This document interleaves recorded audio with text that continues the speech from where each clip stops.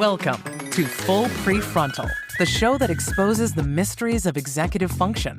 This podcast is a collection of conversations about the role of the prefrontal cortex, which impacts your focus, planning, problem-solving, emotional balance, and independence. So join us as we explore executive function and the science of learning. And now, here's your host, the founder of EXQ, Sucheta Kamath. Welcome back to Full Prefrontal, where we demystify the prefrontal cortex and talk about self-regulation, pausing, thinking, reflecting, and taking a better charge of our brain so that we can take better decisions, live more fulfilling life, or even find contentment along the way.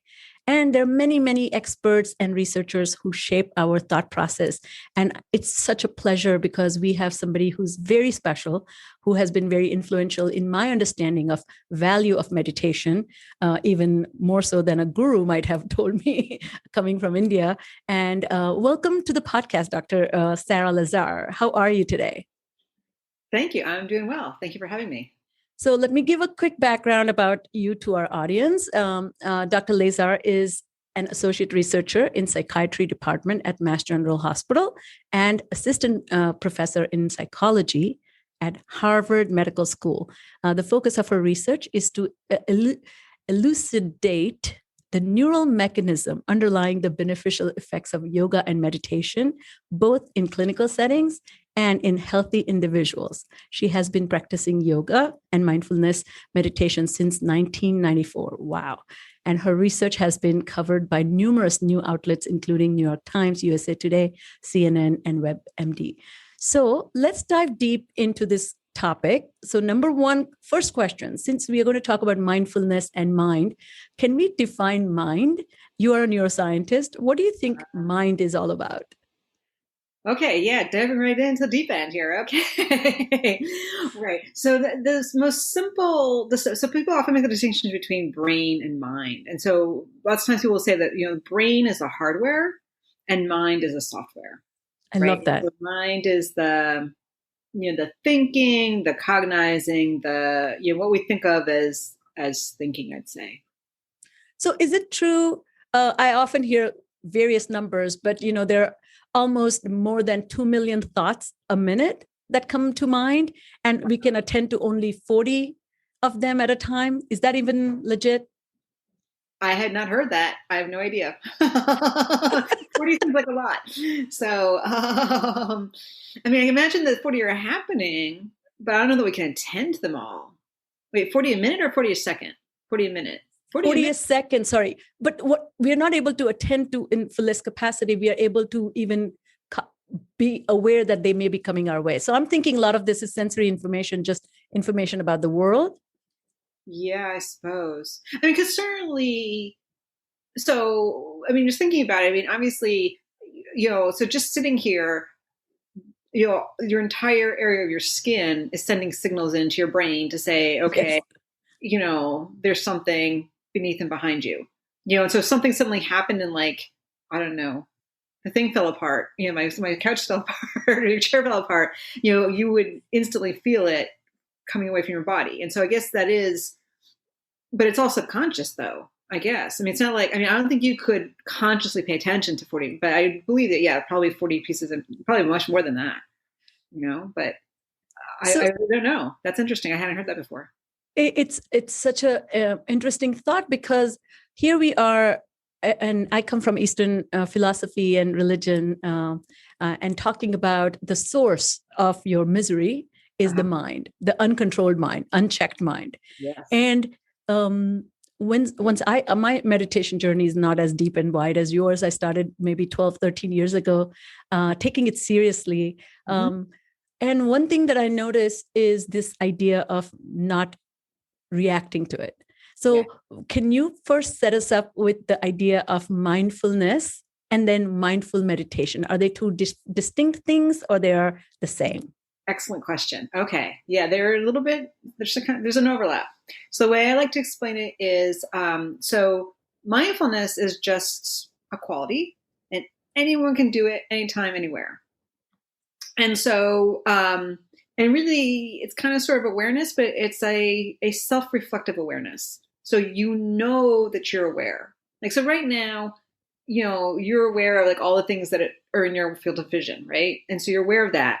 But then when I point this out to you, then it's like, oh yes, I know, I'm consciously aware of the fact that, okay, I'm looking at, this thing over here and that thing over there. Like I'm it's what, like, meta awareness is what it's sometimes referred to as. It's like, yes. Okay, I'm actively aware that my mind is paying attention to X at this moment.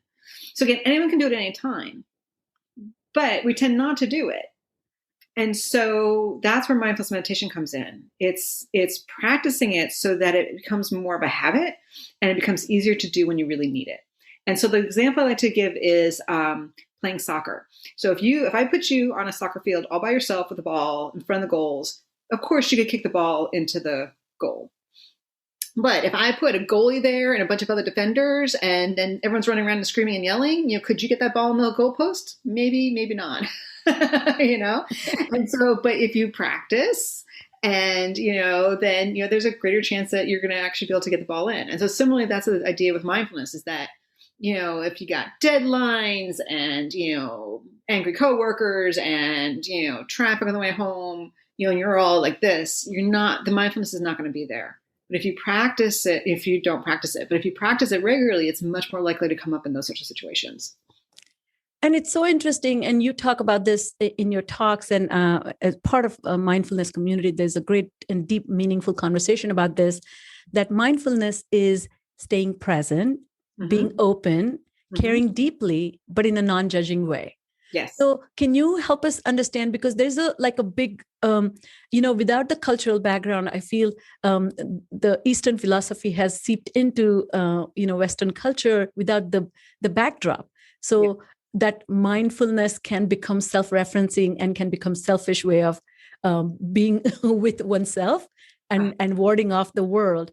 So can you talk about these two things? One is non-judging way, but not indifferent, because that can be bad, but also self-referencing way, but not enlightened self-interest way, not a selfish way.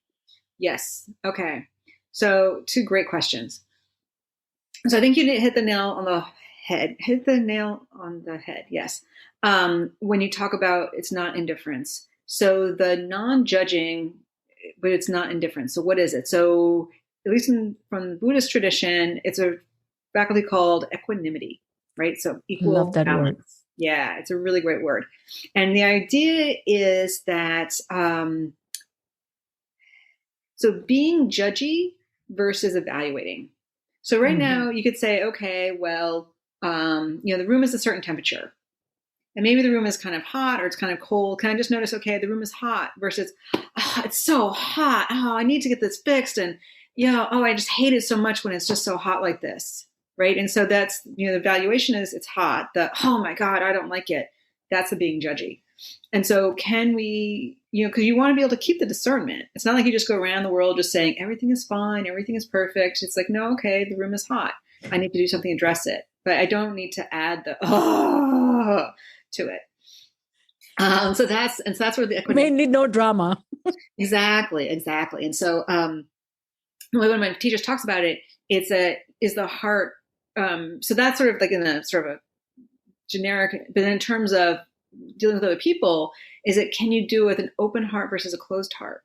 So if say, I came to you and saying, I had this story of like, oh my goodness, I was in a car accident, I got injured and this happened to me and that happened to me. And I had this whole long sub story, you could just be like, Sarah, okay, that, too bad. Sorry. Right. And so you're not reactive, right? And so you're not reacting because you're being cold-hearted. Versus can you say, oh, Sarah, I'm really sorry to hear that. And so you can be moved, but not overwhelmed by it, right? And so your heart can remain open and saying, yeah, okay, I feel you. I feel sorry for you. I hear you. You're in a lot of pain, but you're not being swept away by it. That's really the idea of it, is that you can still care, but in a nice, balanced way. And I love that. I think there's what you just embedded there is this opposite of psychic numbing. There's Paul Slavic actually wrote an article about that. And I think that eventually you get so bombarded by all the woos of the world that you feel like I'm out. Yeah. I can bear this. I can contribute this. So this, can people be mindful without trying? Yes, yeah, for sure. And I think a lot has to do with, some people are just very mindful naturally. And I think a lot has to do with, your upbringing and your constitution and all those sorts of things, right? And so, because again, it's just this awareness, and we're all aware of something. And the question is, what are you aware of? And because that's so it a little bit depends on this definition, right? Because there's the awareness, but then there's the non-reactive awareness. And again, like the non-reactivity, again, some people are just mellow, and they're just naturally, things just roll off their back and things don't bother them, versus other people are like, any little thing and they're, yelling and screaming. So, and again, I think there's a lot to do with, genetics and upbringing and, life history and all those sorts of things. So, and it's not like it's an absolute on or off, I think we all have different degrees of how mindful we are, I'd say. So like they're dialing up or dialing down, and some people have better control over their own dial. Exactly. Yeah. It's so interesting. So a lot of my work also is with people with ADHD. And I mean, it was very clear when I worked with people with concussions and brain injuries that these states, that hyperreactivity was so high. But then I see developmental disorders such as ADHD, and a couple of things I noticed, that their default mode network checking out, just roaming of the brain. They're far readily able to let the mind take its own trip without any control over it. So it's not judging, but it's just not presencing. But then second thing I see is also not having any interest in the welfare of others. Now, maybe generalizing a little bit, but there's just general indifference. And so they're often perceived as selfish or callous. And so do we have any understanding of who is more able to do this? So I love this explanation that temperamentally, some people may be naturally gravitating towards that capacity to be present. But are there developmental disorders that make you go away from that capacity? Well, it sounds like ADHD is. I hadn't heard that about ADHD. That's interesting. So, yeah, I mean, I don't know is the short answer, but yeah, and I think, certainly trauma probably is my guess. Potentially maybe something like schizophrenia, something like that, or Asperger's, I think, potentially also, and autism, that sorts of things. And again, it's hard to know like how much is brain wiring, like intrinsic brain wiring, versus how much is, adaptation to adverse life events. I mean, I just don't know. Again, I don't know much about developmental. Got it. Yeah. And so, yeah. And that's the other question you asked about, like, is mindfulness just becoming selfish and self-absorbed? So it's not what you do, it's how you do it. And I think this is where a really good teacher is going to be useful. Because the thing is, I find that some people will use it as just a way to sort of check out and kind of just, chill for a little bit, shall we say. But when you really talk to them, it's like, well, they're not really doing what the teacher said. They're not really trying to learn. It's just sort of like, okay, they found this way to sort of like check out and have a little quiet time or whatever, and that they're doing their own thing, and they're not really paying attention. They're not really trying to do it properly. That's in my experience, very limited experience, but that's, I definitely meet some people like that. Like where if you really earnestly, if you have a good teacher and you're really trying to do what's being told, I think it'd be extremely difficult to do it in that way. Especially if you're getting good feedback and work. And that's why I think it's really important to work with a teacher. This is the question I always get is like, oh, I just use the Headspace app, or I just use an app, or, whatever. And I think, okay, that's good. I have nothing wrong with using apps, but you also need a teacher for this very reason, because it's real easy to sort of pick and choose what you want from the apps and not really doing what you're supposed to be doing. And so having the person to actually get the feedback from, and so, but then like during the week, so you go to the class, you have a teacher, you talk to the teacher, you get the real information. But then, during the week, if you need a little help with an app, that's fine. I've got no problem with that. It's interesting. This reminds me of the concept of the deliberate practice.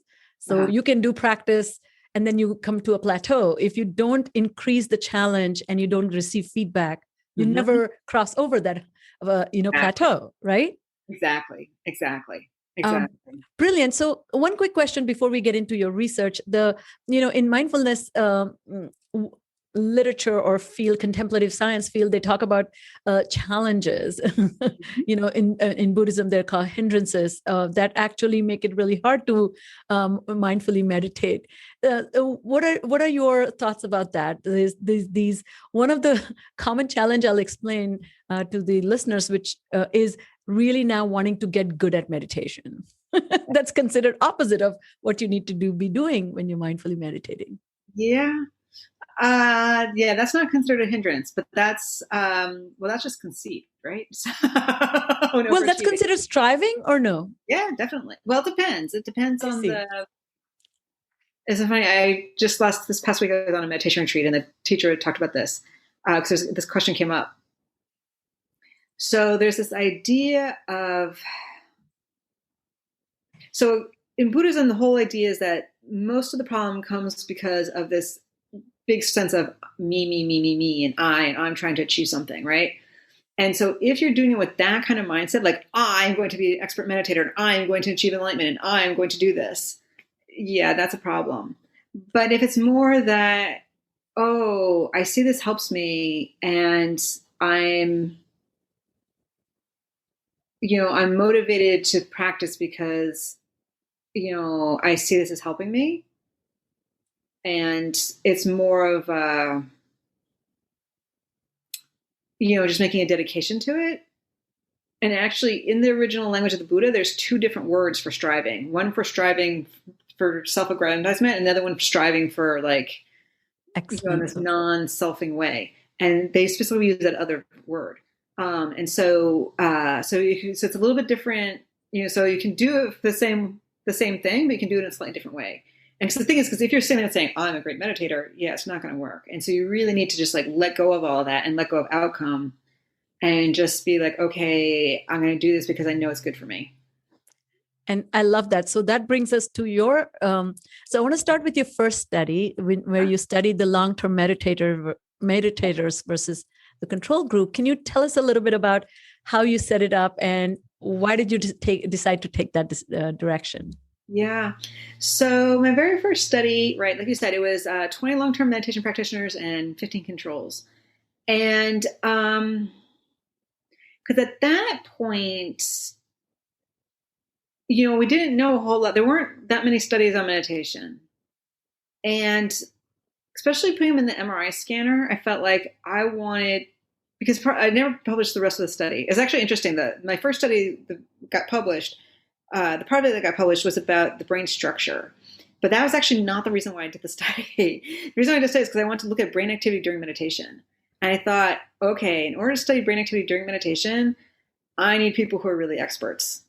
I can't just take people who've been doing this a little while. I need people who've really been doing this for a while and can really go in there and, meditate in the scanner. And so I did that and I put them in the scanner.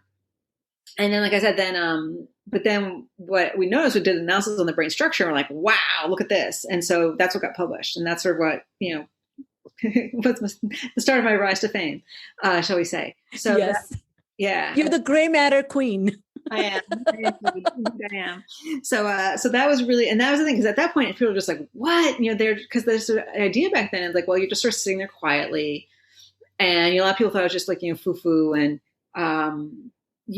they just, the thought that meditation could do anything to your brain was just like, what? No. And so having actual evidence that the brain actually changed. I remember the first time I actually showed the data, it was actually to a group of meditators, right? It was a little conference for meditation practitioners. And I showed the data and they literally gasped. Like the whole audience was just like, oh, yeah. Sort of like, they didn't even believe that the brain, you could detect changes in the brain, from long-term meditators. So that was a pretty cool moment. So can you talk about, sorry to interrupt you, but you saw increased amount of gray matter in the insular sensory region, and yes. Gray matter volume increase is actually cognitive change, right? It's actually improvement in quality of your intelligence even.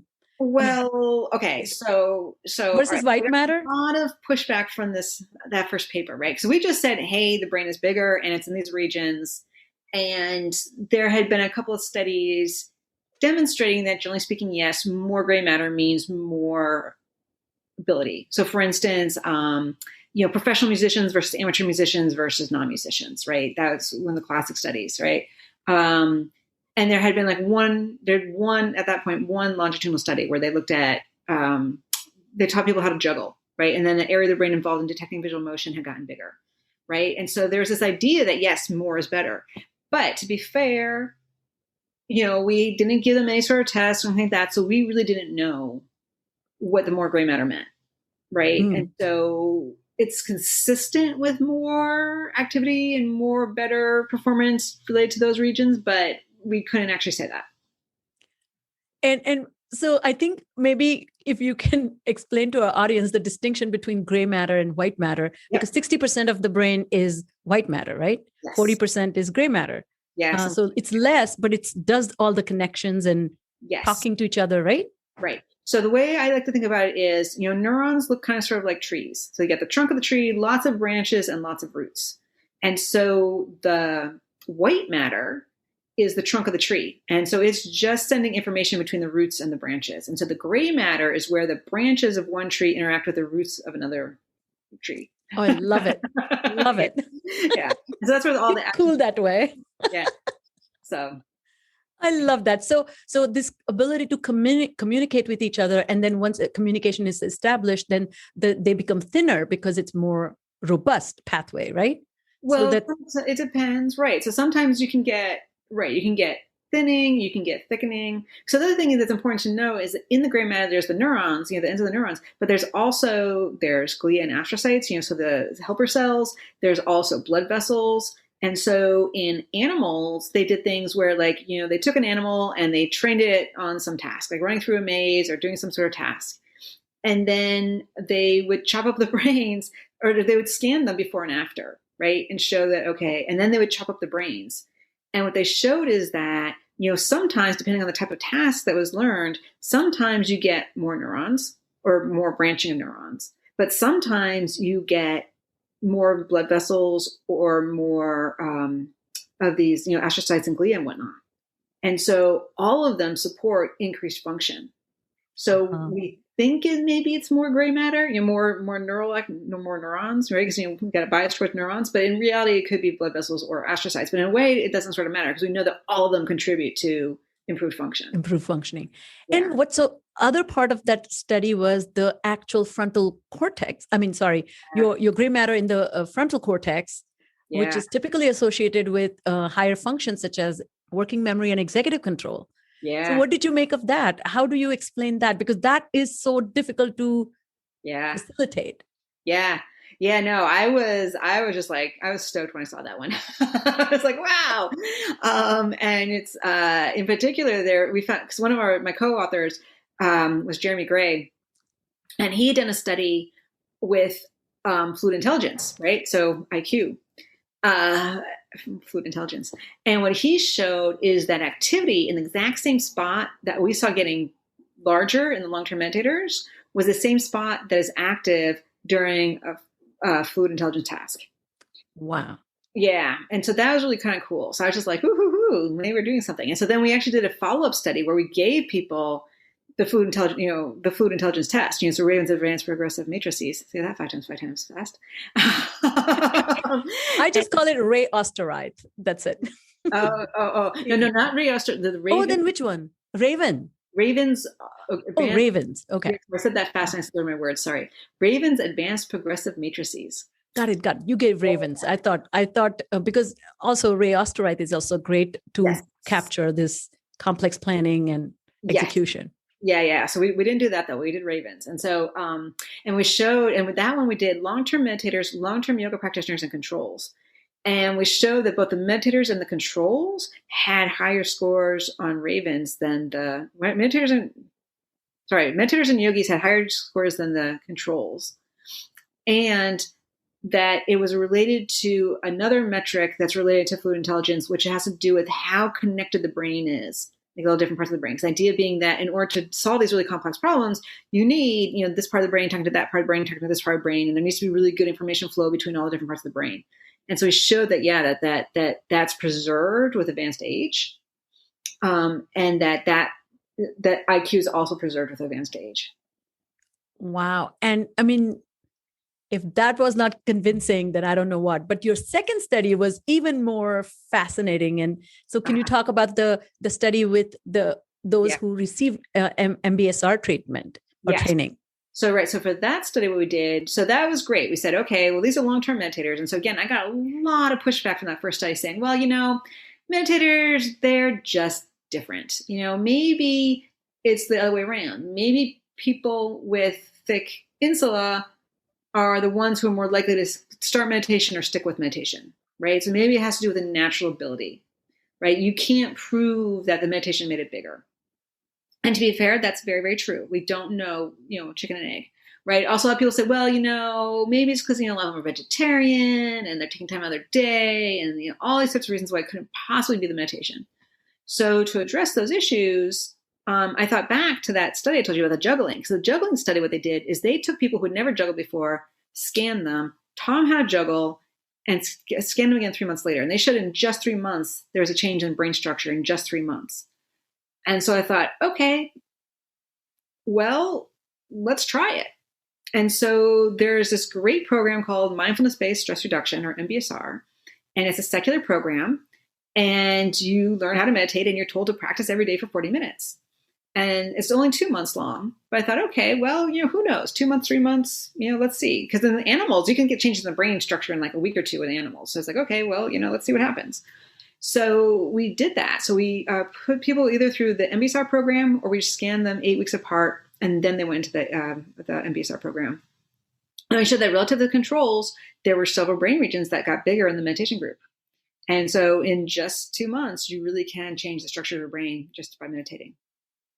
Well, there are some rock star areas of the brain that kind of changed. And so maybe we can talk about them one by one. So one is the posterior cingulate cortex, which I guess function is not fully clear, but definitely associated with default mode network. Yes, correct? the main hub of the default mode network, yes. So tell us what does the default mode network do and how did that got impacted by meditation? Right.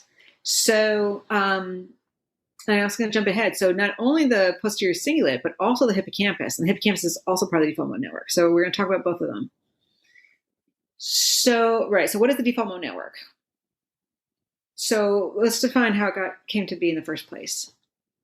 So you would think, most people would think that if I put me and you and 20 other people into the MRI scanner and just said, okay, sit there and do nothing, and we're going to scan your brain while you're doing nothing, you would think that our brains would look very, very, very, very different because, I'm thinking about my science and you're thinking about, your clients or your patients and, someone else is thinking about the stock market. And so you'd think that all our brains look very, very different. But it turns out when you put people and you just have them think about just whatever, the brain activity is actually fairly similar. And there are some subtle differences, but mostly it's very similar. And what you see is this network of brain regions called the default mode network. This idea that when you told them just lie there and do nothing, there's a network. And over many years, what they've shown is that network is involved in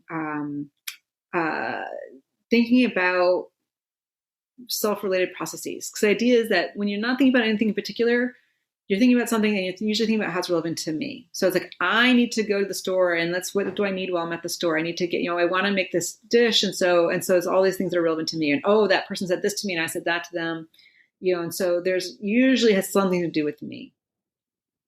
As I mentioned, the main part of the default mode network that's always on is this part called the posterior cingulate cortex, posterior cingulate cortex.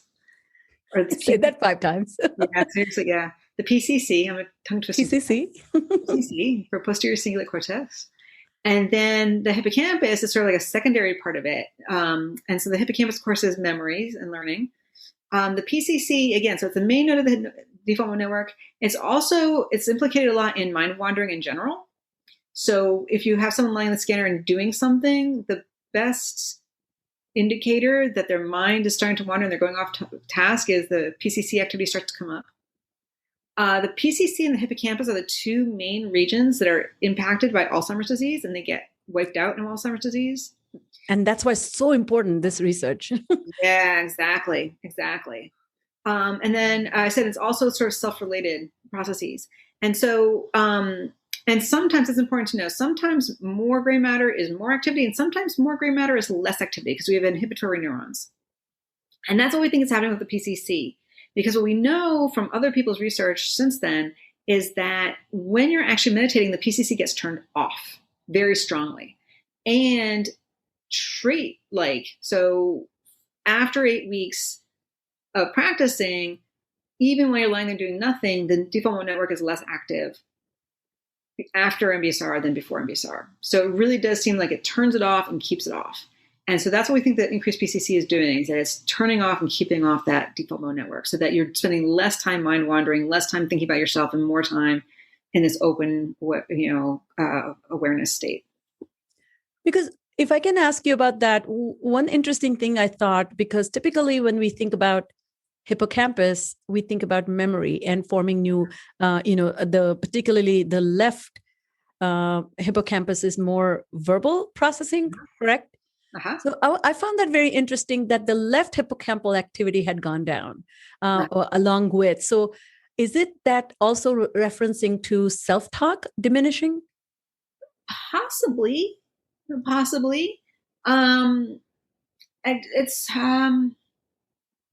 maybe self-related talk. Because again, this idea being, so what is the hippocampus's contribution? The hippocampus is,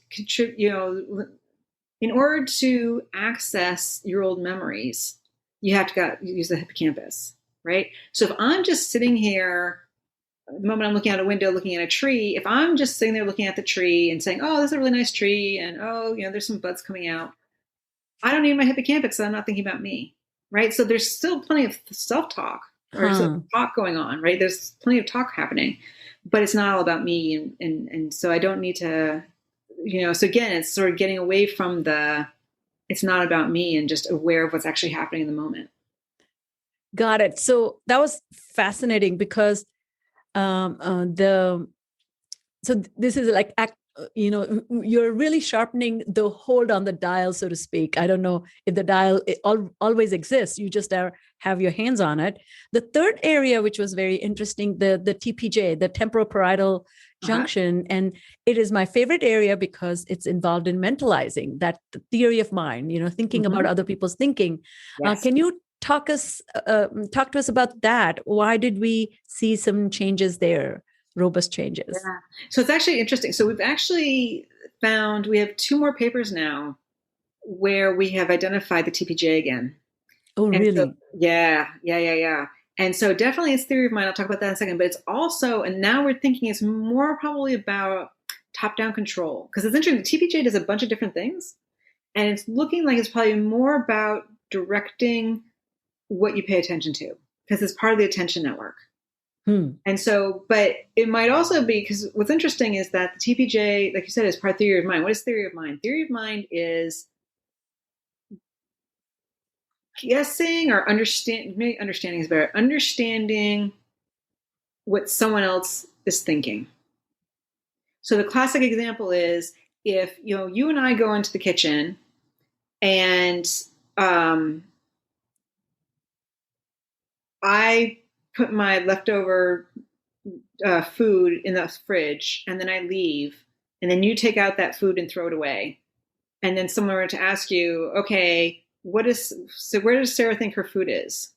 Right? So most people say, okay, Sarah thinks her food's in the fridge, right? Because, right, you know that.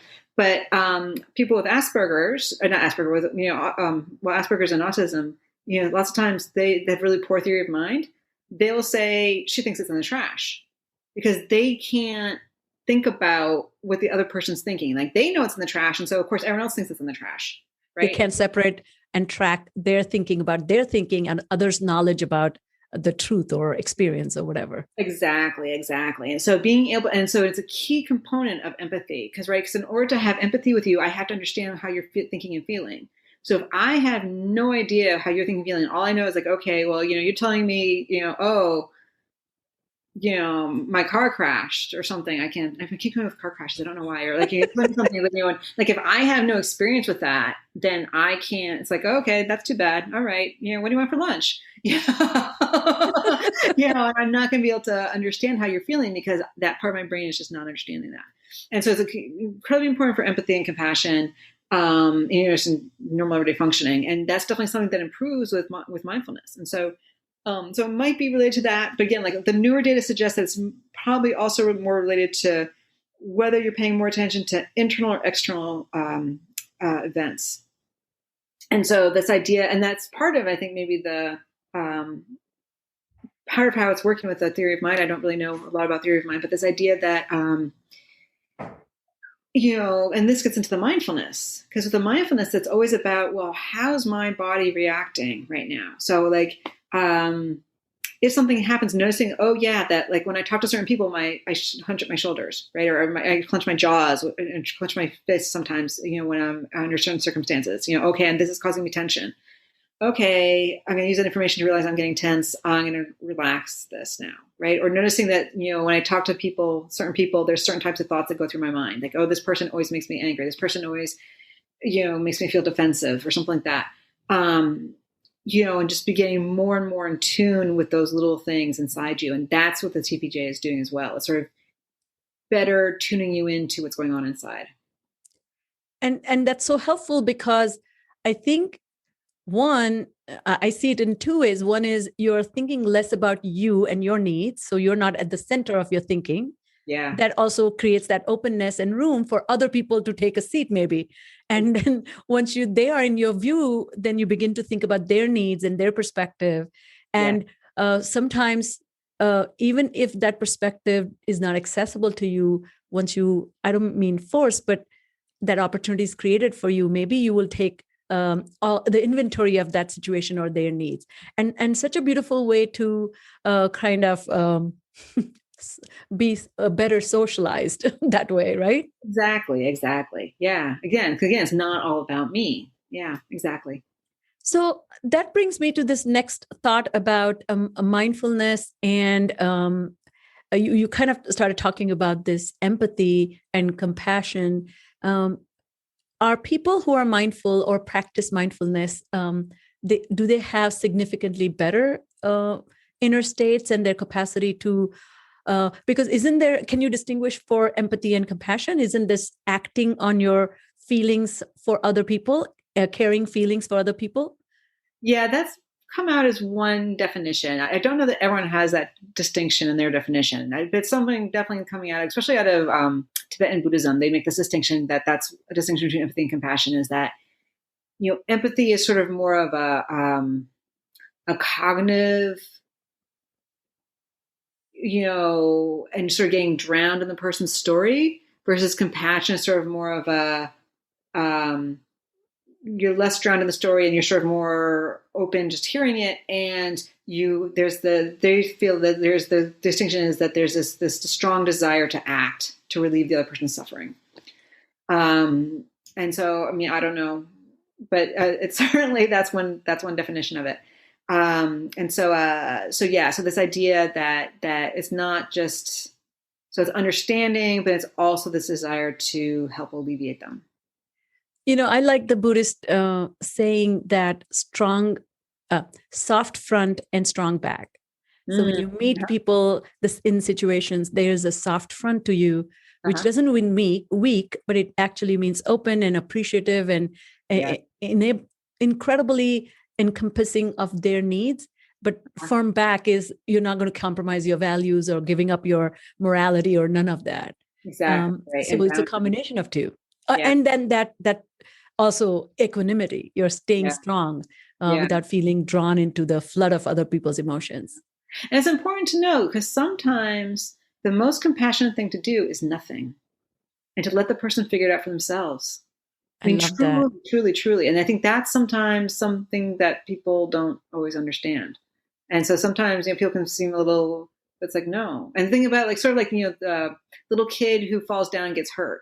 the parent goes, "Oh, baby, baby," and "Oh, poor thing," the kid's going to start crying. Versus the parent doesn't say anything, the kid falls down, they script, and they get up and they run away, and they keep running. So if you don't make a big deal out, and the kids, they learn to deal with themselves. So sometimes, it's not always clear, or it's not always obvious, but yeah, sometimes the best thing to do is inaction, though. And so hard, particularly if they are your children or Yes. they are the ones who are depending on you. Doing nothing is a very beautiful thing, a gift. Tell us about now the actual mindfulness training. Okay. Do you have some ways you can explain to us what that training looks like? Yeah. No, it's very simple. It's one of those things. It's very simple to do. It's very, I won't say difficult, but it takes patience and determination and a little emotion regulation in order to really do it consistently every day, and to really commit yourself to it. And also to really, so you're not just sitting there spaced out, you really have to, it's an active process, a very active process, right? So anyone can do it for a few seconds, but then to really continue to do it nonstop for 40 minutes, that's where the comes in. And I should also say that no one can do it. Like even like the Dalai Lama is not going to be able to sit there. Well, maybe he could, but even people who've been practicing for 10, 15, 20 years, it's not like they're going to be totally focused for the whole 40 minutes of practicing. Even 10 minutes, thoughts are going to come in. Like you can't stop the thoughts. But the question is, how quickly can you let go of the thought and come back, right? And so I'm sort of jumping ahead a little bit. So it's very simple. So what do? So you sit down, and there's a couple different ways of doing it, but the most common way is just watch your breath.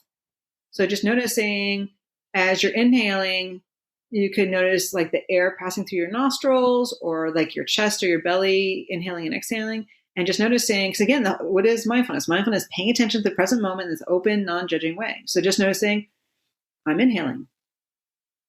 Okay, now I'm exhaling. Inhaling, exhaling. It really is that simple. And okay, what are the sensations? How do I know I'm breathing?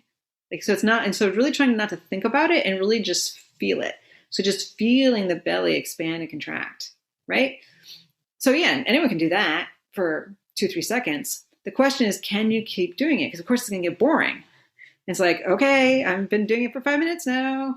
What's going on? And then the doubt comes up, and I'm doing it right. And this is hard. My mind keeps wandering. So which is all just being judgy, right? And then I knew I was shopping right now. I need to. There's all these things I should be doing. No, that's restless mind. Okay, so those are the hindrances. Right? These are the hindrances. It's like, and you keep falling asleep. That's another hindrance. Doubt that it's working. Doubt that I'm doing it right. There's all these different ways that you sabotage your own practice. And through all of that, you just have to say, nope, it's just this. And I'm just practicing. Even if I fall asleep, it's okay. I'm practicing. I'm learning. It's just, even if my mind wanders the whole time, I'm getting something out of it. And it really does show, the data really does show that even people whose mind's racing the whole time, you are getting stuff out of it. And so that's it. And it's just, keeping doing that. And again, you can do, I mentioned the Headspace app earlier. It's very, very popular. It's just 10 minutes a day. And there's a little bit of evidence now demonstrating that even just 10 minutes a day can be beneficial, right? And so, because teachers always say you have to do it every day for 40 minutes, but more and more data suggests that, I think it's a lot like exercise, right? And so if you run every day for half an hour, 45 minutes, obviously you're going to have a very strong body. But even if you run just like 20 minutes, 2 or 3 times a week, you're still going to get some benefit. Same with meditation. So even if you just do 10 minutes a day, you're going to get some benefit. And, if you can do, say, 30, 40 minutes once a week, great. And if you can do it several times a week, even better. As we were talking about some of these roadblocks in mindfulness, this cartoon comes to mind where this family, is on camels. The father is riding the camel in front of the mom and 2 kids. And he looks very angrily, turns back and says, "Stop asking me if we are almost there. We are nomads, for crying out loud." Oh, I love that. So I feel So these thoughts that, what one of the surprising things I discovered now that I'm going through my mindfulness meditation teacher training and receiving feedback is this, how active and uncontrolled my mind is. Exactly. Oh my God, it's mind blowing. And then secondly, to patiently sit with it. One of the analogies I give when I talk to other people who are not part of this training is, it's like, imagine you're locked in a room with a 2-year-old and there's no toy and there's a socket, electric socket. And the child keeps wanting to put fingers in the socket. What will you do? And people come up with things like, oh, take him out of the room. I said, that's not a choice. Then give him a toy. I said, that's not a choice. Talk to the kid. I said, that's not a choice. Hit the kid. I said, that's not a choice. So basically, you pick the child up and turn the child away. That's the only thing you have. And I feel this mindfulness practice is literally lifting that 2-year-old, turning away from the socket. Yeah, I love that analogy. Yeah, because again, you can't get away from it. You can't get away. You're stuck with your own dang mind. Yeah, yes, exactly. And so, but you can get curious about it. Oh, talk about that. That's another very important thing we didn't talk about. And I do want you to talk about play. Yes. How does this all relate to improving mental health? Because this just, once you open your mind, you create expansiveness, then you be curious. So I want to hear that, because that's nothing but play. Yes. Yeah, no, it's really, really, really important, because so there's kind of two different ways of trying to do mindfulness practice. So there's some people, so it's important. So backing up a little bit. So we're going to get into the nitty gritty a little bit. Look at you. Yes. Yeah. So there's two things at play. There's attention and there's mindfulness. They're not the same. And this is really important. So attention is just paying attention, right? And not mind wandering. Mindfulness is the awareness and like sort of the meta awareness and sort of the monitoring. And so you're trying to pay attention, and then mindfulness is what's sort of watching and saying, okay, well, am I paying attention, or is my attention starting to wander a moment? And am I paying attention to the right stuff? Exactly. And that's executive attention. Yeah. Exactly. And then once your mind does start to wander, the mindfulness is noticing, okay, like what are the patterns? And this is where the playfulness comes in, and or the curiosity. I think curiosity is really important. It's like, so noticing, so for instance, like when I first started practicing, because I'm a scientist, right? And so I start practicing. It's like, oh, I bet this is happening in my brain. Oh, I can do an experiment. Yeah. And my mind always went to science and planning experiments, right? But that was really important information to notice, like, okay, and so that's also triggers, like, okay, when I start thinking about that, put it aside, that's like, because your mind is looking for ways for distraction, right? And so that's sort of the easy distraction. It's like, okay, no, I can think about that later. Right now, I'm just going to keep paying attention to the breath, right? And so it's like, okay, and I start thinking about the brain. No, back, right? And this is, like you said, putting the child off. So if you sort of know, okay, well, that's the electric shock of today. But then, the next day, then, okay, it's going off in some other direction, right? And it's thinking about, I don't know what, that thing that person said. Oh, this person's, it's like, no. But that thing that person said, oh, no. That person. It's like, okay, clearly I have an issue with this person. And so not right now, but when I get done, I'm going to think about my relationship with this person, right? So that's really the two. And you're trying to develop both of them. And they you can develop them independently. So for instance, like video game players, right? And these sorts of things, they have really good attention, but no mindfulness. Yes. But you can also develop mindfulness without necessarily developing intention. Again, if you just practice being sort of open and aware and mindful.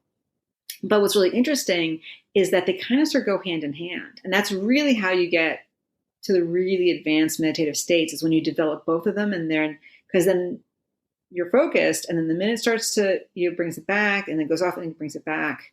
And so when they're really working well together, then you just get into these really deep, beautiful states. And, that feels to me like the deep work state where you are most efficient. Mm-hmm. You get things done. There's no stickiness. Exactly. There's nothing, no residue of previous experience or next experience. You're just as is, you're done, wrapped up, moving on. Exactly. Yeah, it's definitely a flow state. Everyone always asks me, well, how's it different than flow? So meditation really, truly is a flow state. You just a great example of explanation of a flow state, right? And so, but the idea is that, but you're in a flow state with yourself. So you're not in a flow state with music. You're not in a flow state with sports. You're not in a flow state with your work. You're in a flow state with yourself and your inner workings. And that's then what leads to the enlightenment. Well, that's a little bit far away mountain for me, but yes, that's a mountain I'm keeping in my eyes on. So as we end, can you tell us a little bit about stress, anxiety, depression, and mindfulness? You thought I would never ask. Exactly. So what is stress? So the way I like to define stress is wanting things to be other than they are. At least emotional stress is wanting things to be different than they are. Right? Because it's sort of like, I've got all these deadlines. I've got 5 hours until this big project is due. And I'm stressing out because, oh my God, there's only 5 hours and how am I going to do this? And oh my God, oh my God, oh my God, oh my God. Right? This whole thing. I can stress all I want. It's not going to change that. Oh, in fact, I only have 5 hours. It's not going to change the quality of my work. So I can stress out about it and say, oh my God, I only have 5 hours. Or I can say, okay, I have 5 hours. What can I get done in 5 hours? And just like, okay, I've got 5 hours. That's all I can do. It's all I've got. I'm going to do my best. And that's all I can do. Right? Or, there's that person that driving me nuts. And no. Right. And so you can go on and on and on about that person and how horrible they are and how bad the situation is. Or you can say, okay, this is this person. That's who they are. This is what the situation is. I can do this. But about it is not going to affect anything. So I have to learn to live with this person. I can try to talk to this person. I can try to change the situation, but just stressing out about it, because stress really doesn't do anything for you for the most part. I mean, a moment of stress is good because it's sort of activating that something needs to be done.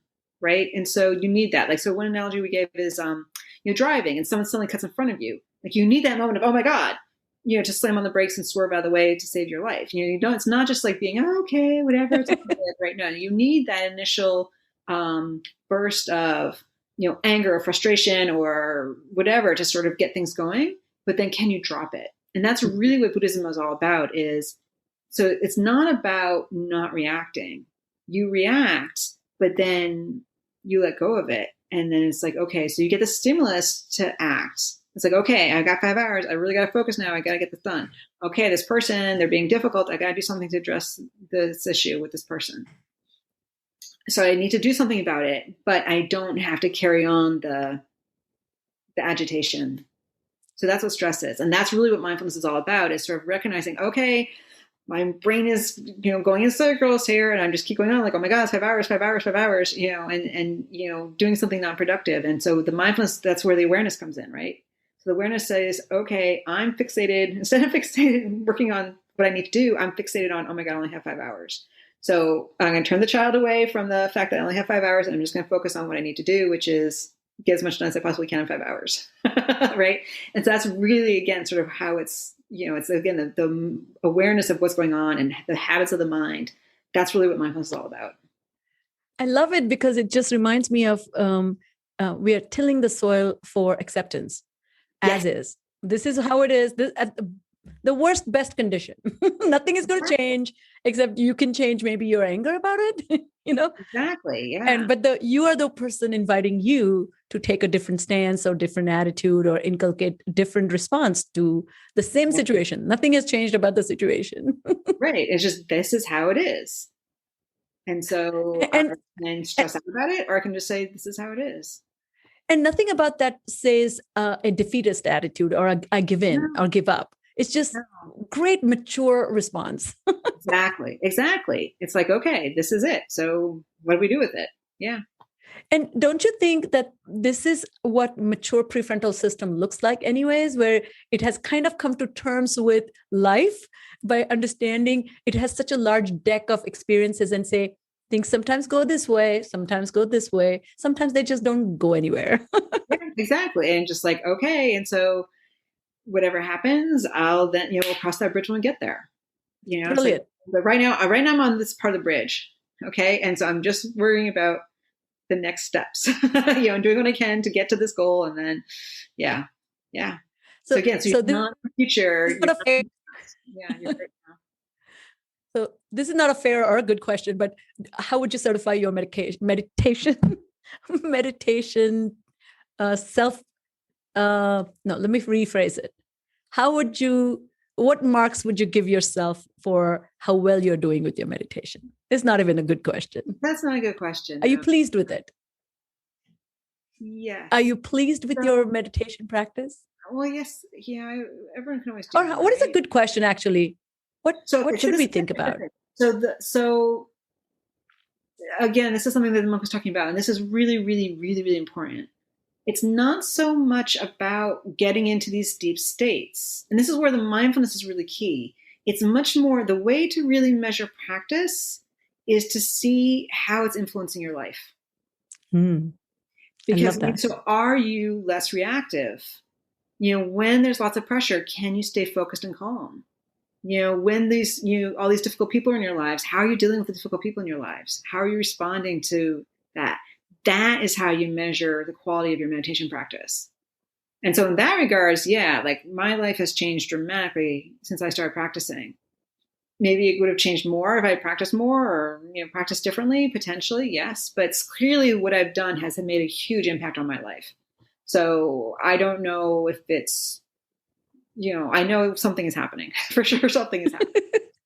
And it's so funny because I think my family will describe me as I'm less ambitious, which is kind of counterintuitive, but I feel very pleased with the effort that I make. If it goes anywhere, that's fine. If it doesn't, that's fine. So it's not less ambitious, but I'm more okay with whatever.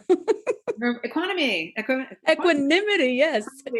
Well, as we close, do you have suggestions for our audience? What are your 2 most influential books that have influenced you or you love and think other people should read them as well?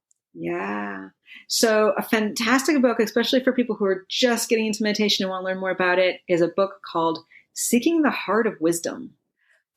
Yeah, great title, right? And so it's by Joseph Goldstein and I'm looking at his name right now. It's one of my reading requirements. I've been reading that. It's amazing. The other author, Joseph Goldstein and Jack Kornfield. Sorry, yeah, Jack, of course, yes. Yeah. So it's by Joseph Goldstein and Jack Kornfield. Okay, so that's Seeking the Heart of Wisdom, and then there's so many good books, right? Another great one is by Sharon Salzberg, and it's about compassion.